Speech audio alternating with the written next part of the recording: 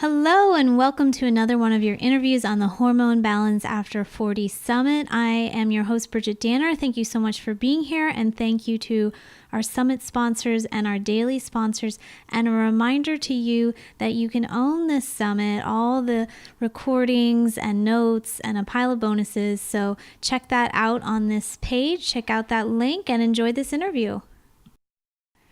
Hi, Bridget. Welcome to the summit, your own summit. Yeah, it's nice to be on the other side. Yeah, I feel privileged to be the one interviewing you here today. So I think today we are going to talk a little bit about funky periods after 40. Yeah. So kind of the first thing I wanted to ask you was why did you even choose to create this summit about hormone balance after 40? Yeah, so a few reasons. The first one was, last year we did a summit called Hormones, a Women's Wellness Summit. And because I come from a fertility background, I didn't really include a lot on aging.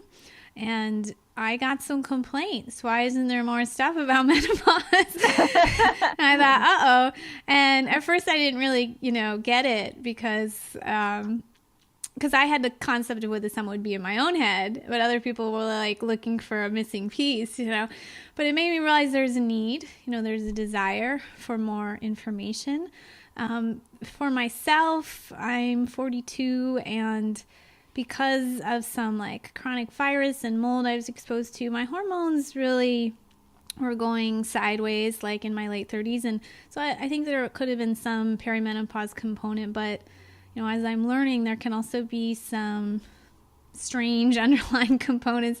But Right. yeah, I definitely had a personal interest in is this age related or what's going on? So I've definitely been personally curious about perimenopause.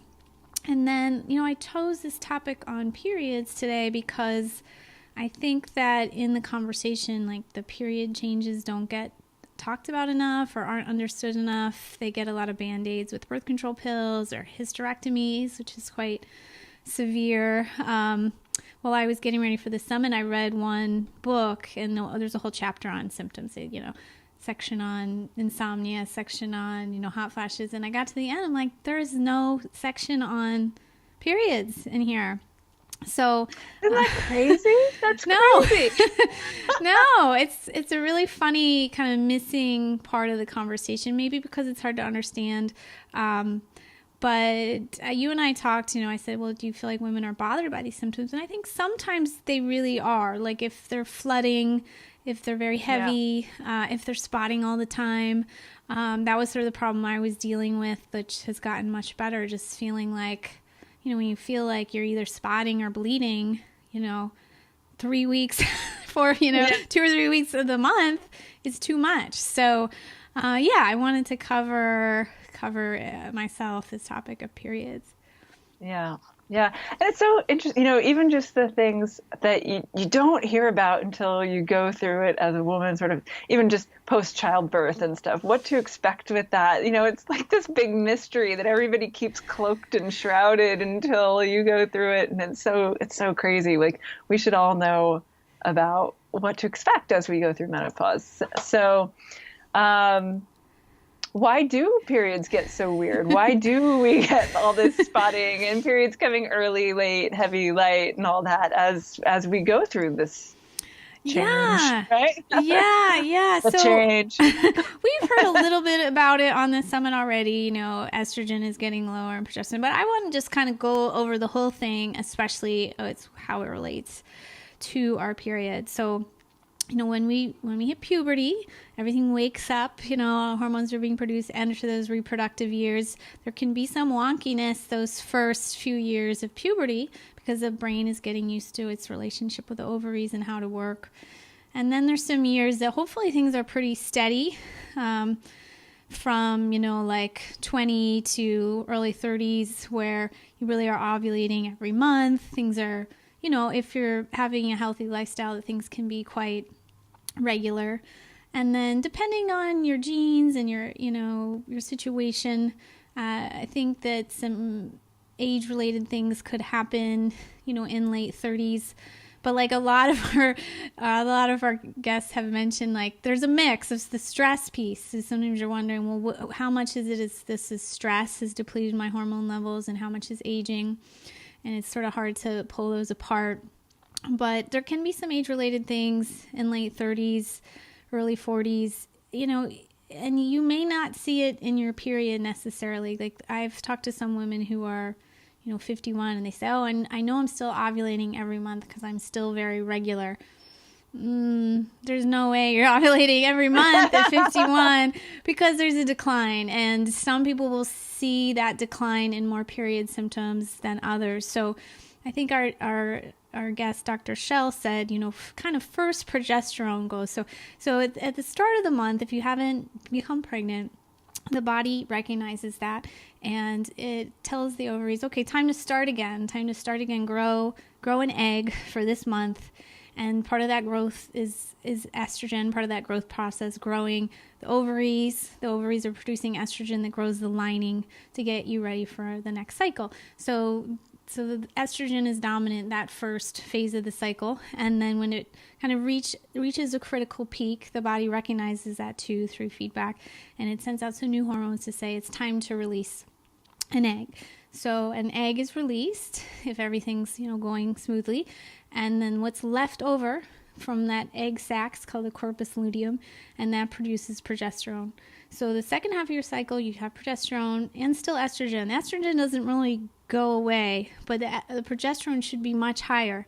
And in a younger, healthy woman, that will be because the egg quality is good. And then with the older woman, the egg quality often isn't quite as good. Hormone signaling isn't quite as strong, and so the progesterone will be low and the estrogen can be high, which can be spotting for some women, and for some other women it could be heavy periods.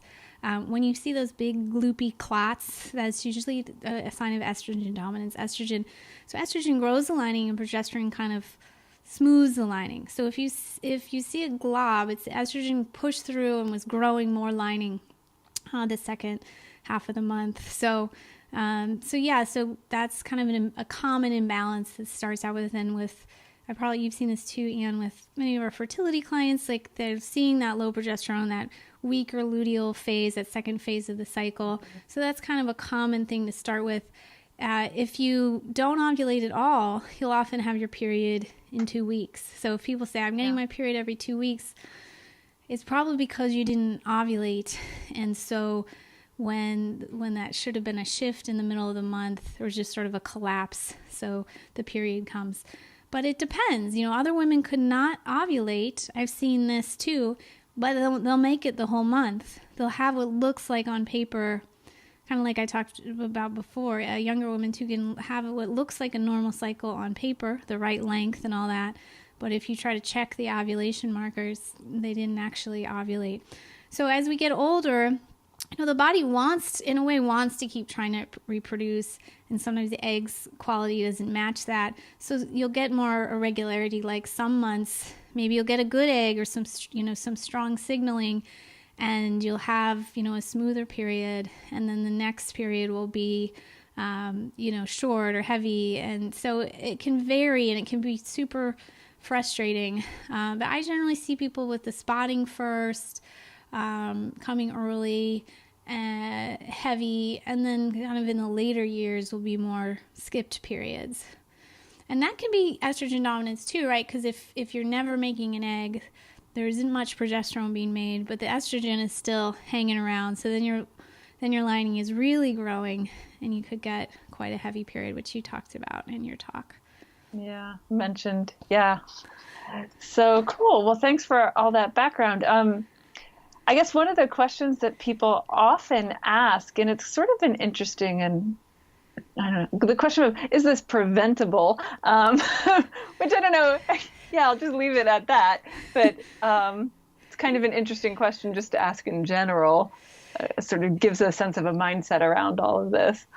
Yeah. I mean, of course, we're aging, and that is inevitable. And I've asked a lot of the experts on this summit because, there do seem to be different opinions. Like some people will say, oh, if you're perfectly healthy, your periods should stay, pretty normal and then just taper off. And some people have that experience where other experts are saying, no, that's very uncommon.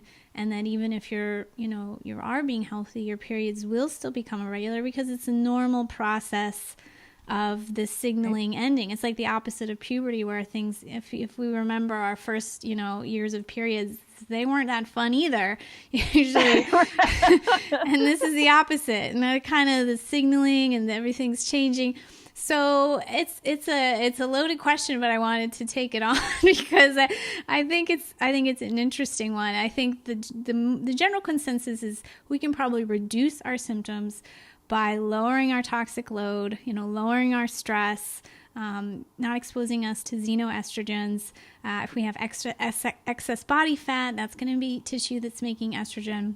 So I do think there's things that you can do about it. For instance, I said that I was having a problem with spotting a couple years ago. I'm like, what? How am I is this ever going to go away? But with some pretty simple interventions, like, it has gone away. But I'm also 42. If I were 49 and you can say, well, can you even this out and make your periods like super perfect and even again? Probably not, because that's a very different stage than I'm at right now. So I think at least it can be less. And if you're in the early phase of this, there's probably more of a component. If you're 39 and you're already having hot flashes, I think that there's a component that we can address for sure. At any point we can address it. But if you feel like, I'm sort of like too young for so many symptoms, you're probably right. Yeah, for sure. And I think that is a really good point, what you just made about lowering the overall set of symptoms, right? So the more symptomatic you are, the more likely that is to be interfering with the rest of your life, and the more likely there are to be other exacerbating factors. So I think that's a really good point to bring home. Yes, your periods are probably going to be unusual or irregular, and there might be some associated hot flashes or whatever other symptoms that are common. But if it's taking over your life, there are probably other reasons that can be addressed that are provoking that. Yeah, it's never just, your period. There's got to be some other things to treat, which is good. It gives us some options here. Right. So with that, if people are already having symptoms, like, what do you do about it? You sort of mentioned some areas that could be contributors. So and a lot of what I'm going to talk about is good for prevention or if you have symptoms currently. So you can kind of tune into all of it. And I would say kind of my theme of it with hormones is like what builds hormones and balances them and what detoxifies them. Like, it's constantly, we need to make hormones, we need to clean them out, we need to have the right amount in circulation. So those are kind of like the main things. And even if you feel like, I have estrogen dominance and maybe you do need some detoxification, you can, as you've seen from labs, and you can have estrogen dominance but actually low hormone levels at the same time. Sure. Yeah. Sometimes people are very cautious, like, I don't want to take flax oil, that's going to give me estrogen. It's not quite that simple. And most of what we're doing with food and supplements, it's not that severe that it's gonna like make you have a bunch more estrogen.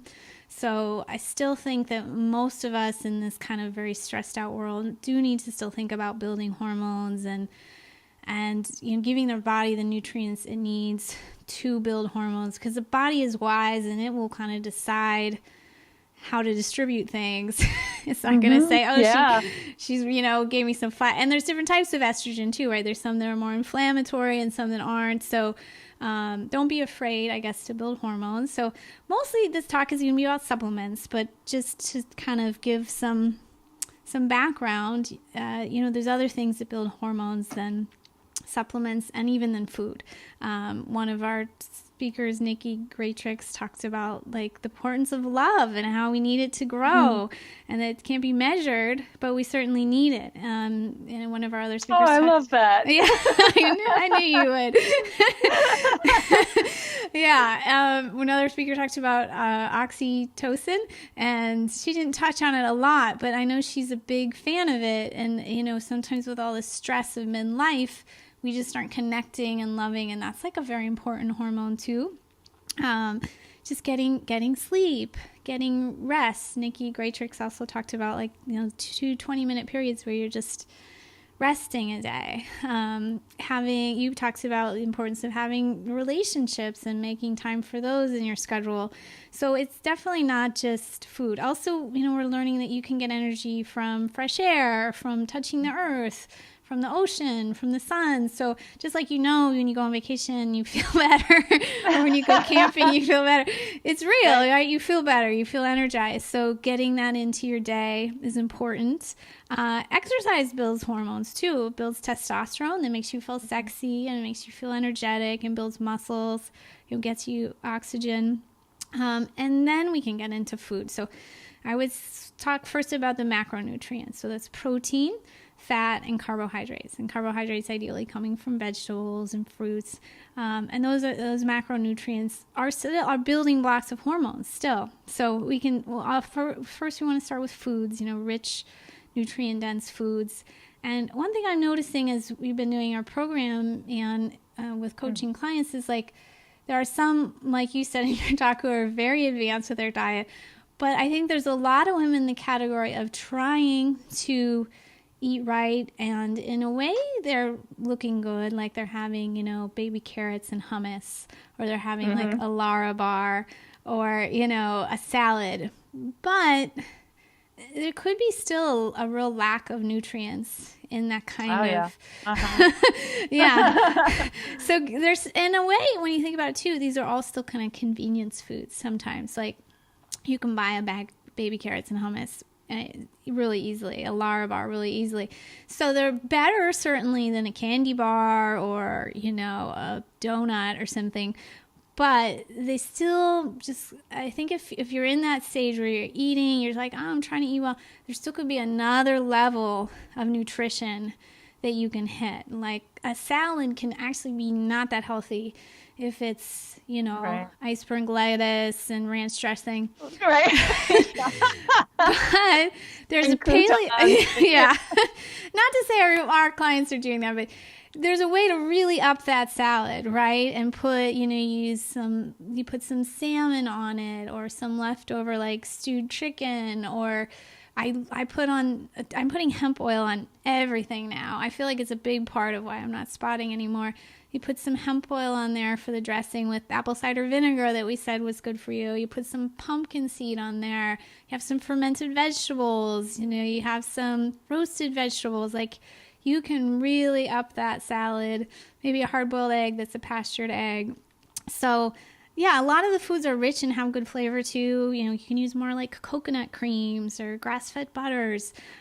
So you can get more variety of vegetables. I think a lot of people go pick the same 5 vegetables every time. Go mix it up.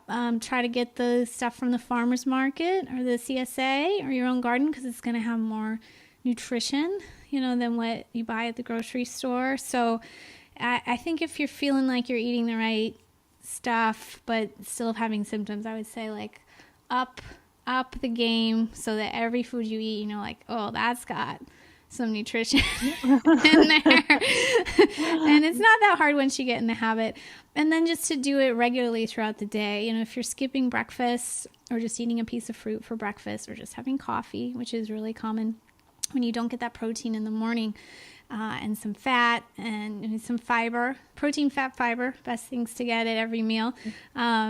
You're going to have blood sugar crashes. You're going to have cravings. And that's also not good for hormone building. So your hormones need those ingredients. So yeah, those macronutrients, and then all the little micronutrients that are in those things, the vitamins and minerals.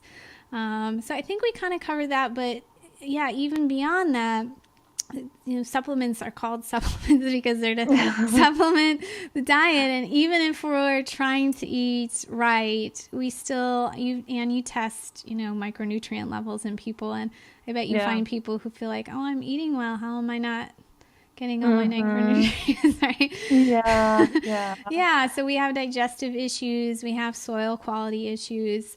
So I'm a fan of supplements. When people say, oh, we should get everything we need from food, Yeah, I agree. We should get everything we need from food. But this is, 2017. This isn't, the year zero. It's like our soil is very different. We're so.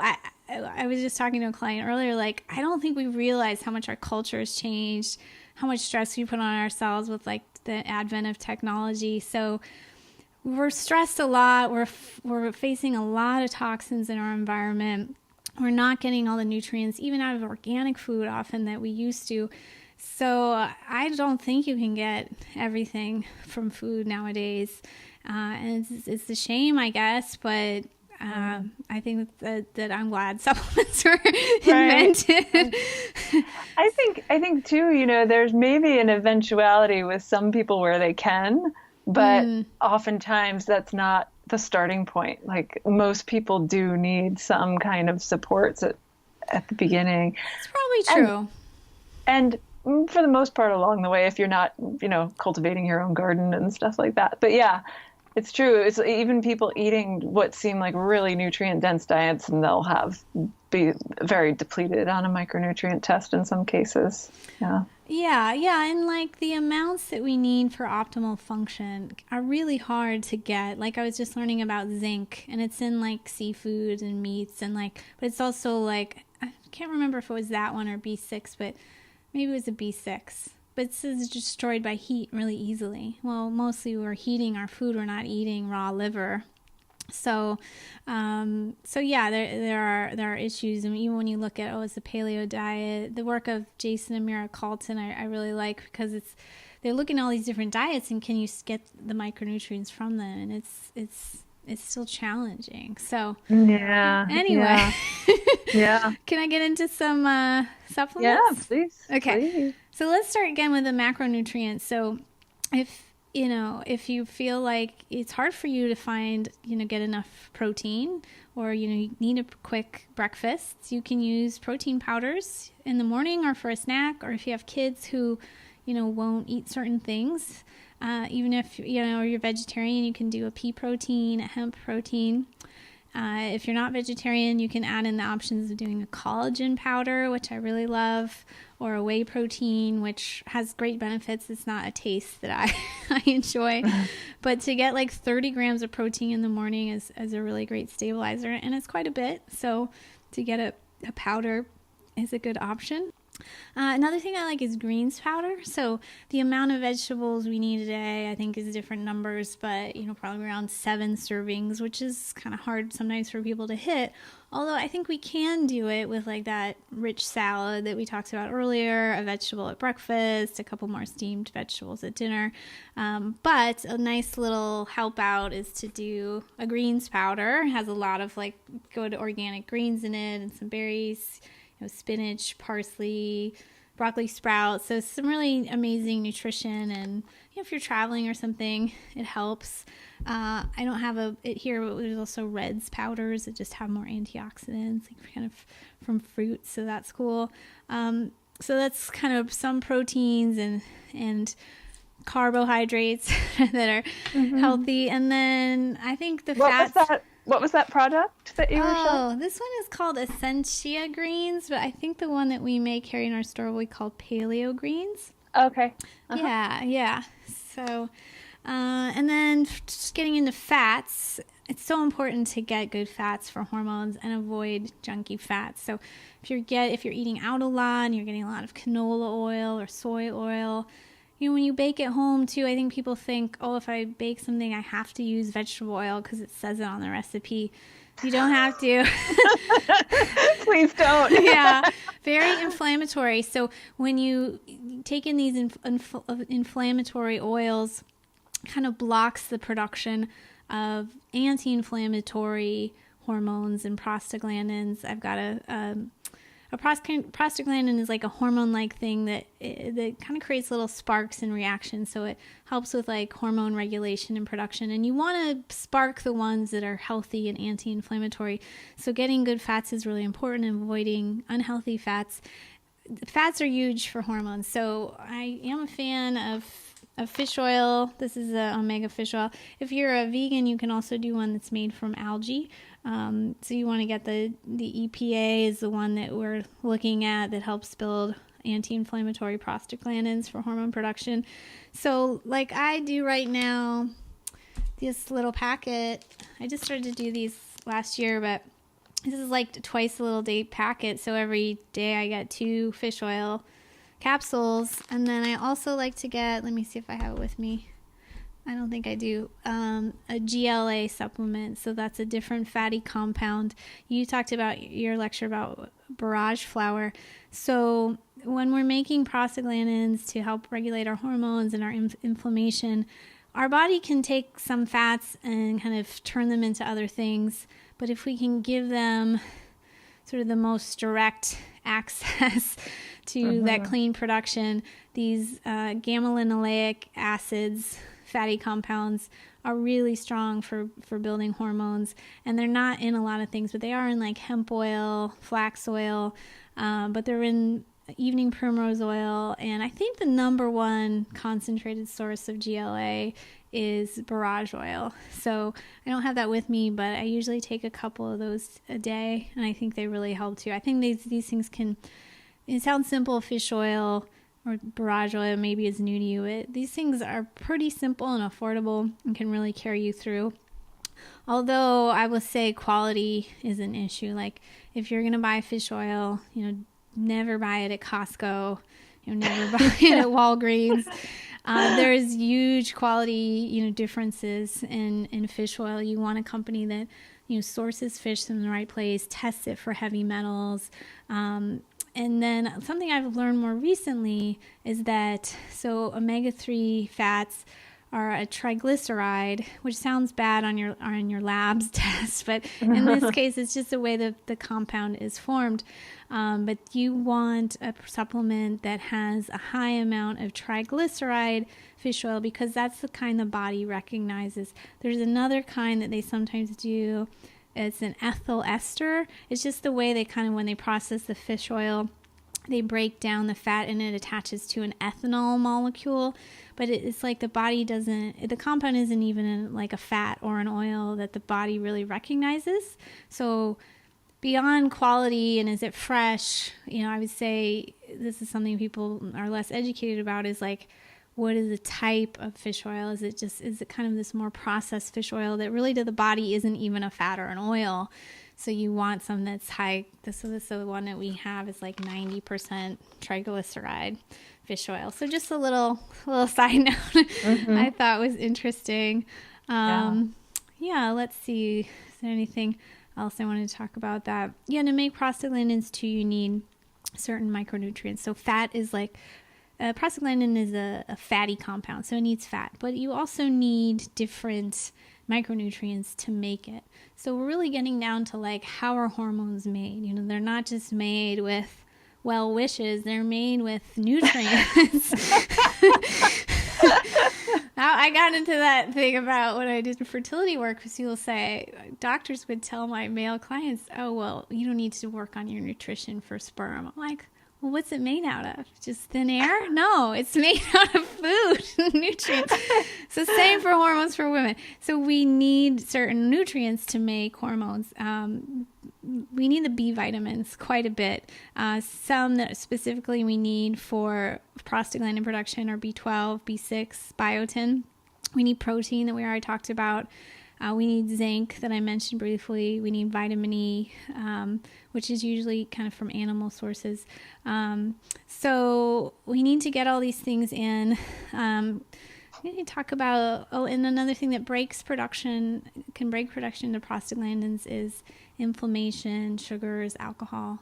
So, it's just not all putting in, it's also avoiding some of the bad stuff. Do you want me to talk about B vitamins a little bit? Yeah, please. Yeah, B vitamins for women are huge. So they're water-soluble vitamins. We need to get them every day. There's not a lot of harm in getting sometimes more than the RDA recommended daily allowance. You can talk to your doctor, but because you're going to pee them out, you can often take more. Like the recommended daily allowance of B6 that I'm going to go into detail on is like 1 to 2 milligrams, but sometimes for women's health, when we're off balance, we up to 50 to 100 milligrams a day. Sounds like a lot, but again, you're gonna excrete what you don't use. So B6 is like a real star for women. All the B's work together, but just to focus in on one, B6 does a lot. Let me see, I wrote some notes down here. It helps for PMS, helps for water retention, helps in progesterone production, it helps the nausea of pregnancy. It helps with that luteal phase defect or that spotting that we talked about before. Helps you make serotonin, which makes you happy. Helps support the liver, so you detoxing hormones. So supports the nervous system, makes red blood cells, helps you use carbohydrates. Just like an amazing list of things. So I definitely recommend at least like a nice B complex. I don't think I have one of those handy, but a B complex, and then maybe talk to your practitioner about some extra B6 for a limited a few months or something like that, and see how you respond to it. And then again, quality is important with that. So some are quite synthetic, and I don't think many people have talked about this on the summit, but if you're a poor methylator, if you don't break down certain things in your body very well, if you take a synthetic B vitamin, you won't be able to break it down. So you want to take a methylated B vitamin. So look on your label if it's a methylfolate or a methylcobalamin. So you want to look for those things. And then B6, it always tricks me with the name. The most active form is called P5P. So that's the best form of B6 that your body can use right away. So again, it's like definitely a quality issue with supplements. You can really be, wasting money if you're taking supplements your body can't take in. So yeah, and then another one I want to focus on, moving away from the B's, is magnesium, which is a super, super mineral for women. Magnesium and B vitamins both get excreted in stress, excreted with toxic exposure, excreted when we eat processed foods. So I think the majority of us are really low, especially in magnesium. Again, not in the soil as much as it used to be. And also the quality is important. So you can take some, that gives you diarrhea. And sometimes if you're constipated, people take it, for that reason. But if you're taking it to get the magnesium in, this is one I like. So this is a powdered one. If you take it at night, it's super relaxing. And so this is a mineral that's bound with some amino acids. So when we take a supplement, we want it to look like food to the body. So this is bound with some amino acids, part of protein, so the body's like, oh, this is some food, and it takes it in, and you really feel that magnesium, like within 10 minutes, you're going to feel it. So helps relax muscles and the nervous system, helps for insomnia, anxiety, pain, menstrual migraines, helps with thyroid, food cravings, energy production, over 300 enzymes in the body, reactions are like need to use it. Again, it's dumped with stress, but also like chronic viruses, heavy metals. So I think that one's really important. And the recommended daily allowance is 400 milligrams, but like I take 800 every day, and I could probably take more. Like if I even miss a few days, I'll start to feel it in my body. I'll start to have like leg cramps, or some women have like a restless bladder. I think this can help with that. So I decided to kind of go deep dive in the B6 and magnesium. It's just kind of some examples of how important these micronutrients are. Yeah, so I just have a little anecdote to share about, you were talking about it being relatively safe to take higher amounts of B vitamins, and there was actually a naturopathic doctor who I knew who told a story about a patient of his who had come to him and had a previous naturopathic doctor who was doing really high dose B12 shots with him, and he was asking this other naturopathic doctor who I was talking to if he would do that. But this doctor felt a little bit hesitant because they were way higher amounts than he'd ever given people before. So he called a pharmacist friend of his and said, is this safe? And the pharmacist said, the only real way, and so I'm not a doctor or a pharmacist, I'm just going to put this disclaimer, so I'm just quoting another. He said, the only real way that you can be harmed by excessive amounts of B12 is if you filled a bathtub with liquid B12 and drowned in it. Death by drowning. You're right. In B12. That's so interesting. Anyway, and it's not the same for every vitamin, certainly. And of course. Yeah. And if you do have special conditions, we want you to see a practitioner. This is just kind of education, in my opinion. But I think sometimes the amounts sound crazy. Like, I have this conversation every week about vitamin D. Like, people are like, well, I'm taking 500 milligrams. That's like so much. And I'm like, you get 20,000 milligrams, or I use, sorry, not milligrams, when you're out in the sun in a bathing suit. So is it harmful to be out in the sun for 20 minutes with a bathing suit? No, it's probably enough, but getting only, 1/40 of that is not much vitamin D. So the amounts can be confusing. And so I think it's, it's good to get supplements from a practitioner, because they're going to research the quality. They're going to have a better sense of the amounts. So my gift that we'll talk about later is just a handout about some supplements that I like, that I think could help during this time of life, so that you have some education around it. And I think, like you said on your talk, there's often people who are taking stuff and they forget why they're taking it. They're not sure if it's working.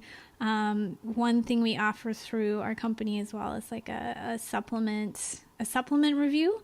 So you can say, well, this is all the stuff I'm taking, and maybe here's some things I'm thinking of taking, and what do you think? It could save you a lot of money to focus in, and maybe some things you're taking are redundant. Mm-hmm.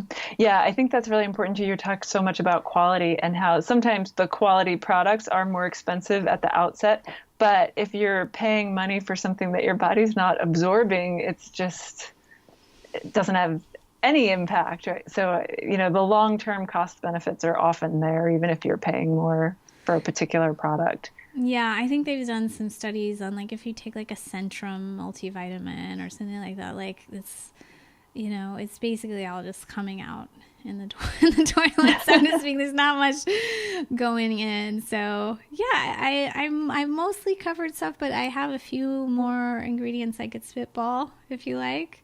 Yeah, please. Okay. So we talked about hormone building quite a bit so far, but there's also hormone clearing. A compound I like for this is CDG, calcium D-glucarate. It's just a compound that will keep the toxin bound while it's trying to leave the body. And some other things in this family are DIM, which some of our speakers have talked about. Broccoli seed extract is an ingredient in a supplement that we sell. We have one that I want to tell a story about this one. So as I'm building the supplement store, I'm trying to try things.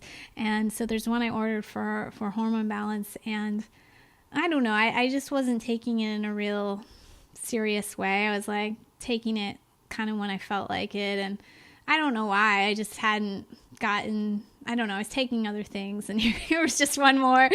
So, but I noticed that month, like, I'm like, wow, I haven't been spotting. Like, I'm not having any feeling like my period's coming on. So even I was really underdosing and taking it quite randomly, it was working. So I was pretty impressed. So I actually think, this product, maybe take it the full dose to begin with, and then I think you could really go down. So it's got some things that are building and some things that are clearing. So like we learned about B6, and it's kind of both. It supports building hormones and clearing them through the liver. So it's got B6, it's got folate, B12.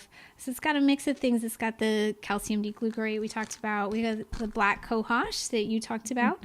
The chase tree is in there. So I really like that formula. Let me see if there's a few others I wrote down.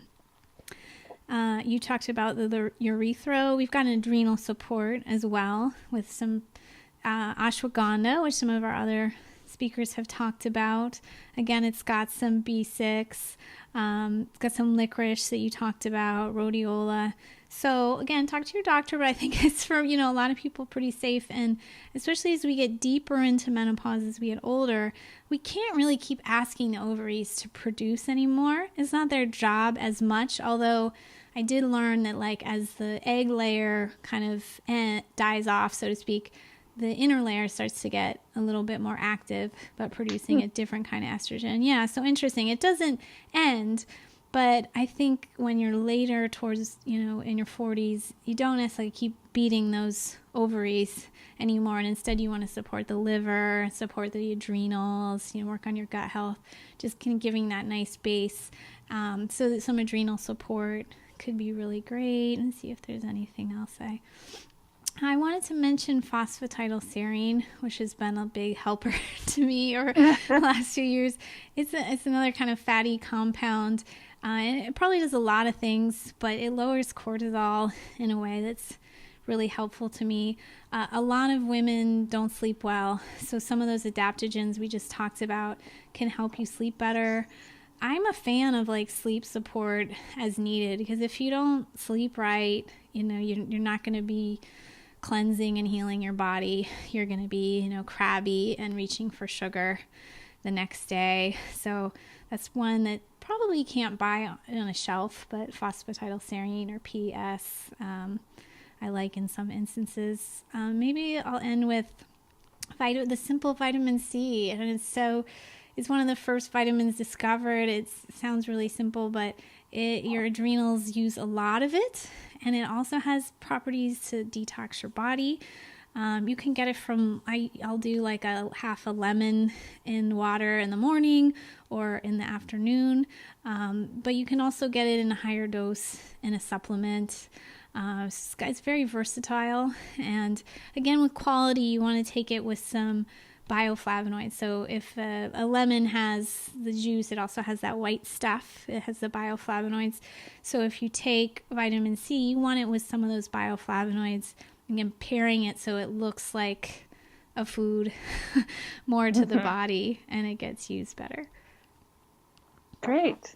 Well, so can you tell us a little bit about what you were mentioning about this gift that you have for people? Yeah, so I just going to do a handout, some of the things that we talked about so far, but I'll have some other supplements listed too, like for libido and, more specifically for sleep. So some of the things that we be going through. This is sort of the advent of our online shop, and it's all like really good pharmacy quality. We also have the same shop on Amazon, which is, so if you have Amazon Prime, you can still get, so I'll give a discount code too. If you get the handout, you'll also get a discount code for your first purchase. Now, I really love that you can get it, through our shop, but you can also like get it all the same stuff through, it's like a special Amazon link. And then if you already are getting like free shipping through Amazon, then, that saves you a little extra money. And Cool. Yeah, so this, I would say for our international people, I don't know how Amazon works internationally, but our shop won't ship internationally just because it's the struggles with shipping supplements internationally. So I don't know if you can buy Amazon from other countries. That might be a workaround.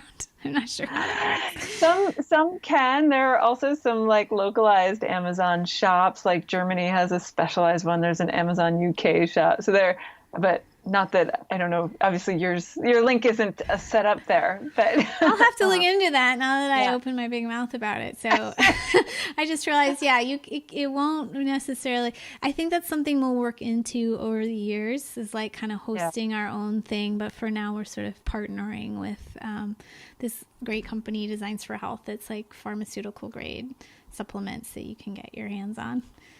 Yeah, great. Well, thank you so much. Did you have anything else you wanted to talk about here? I don't think so. I'll have some information on there too about how we do a supplement review, and in your talk we talk a little bit more about working with you and I privately, and that we're giving a discount on that if people are curious about it. And I'll just thank everyone for attending, and it's really amazing when people come together to kind of learn and better themselves and share with each other. So we always appreciate your comments and reaching out. And thank you for interviewing me. Yeah, my pleasure. My pleasure. Thanks, Bridget.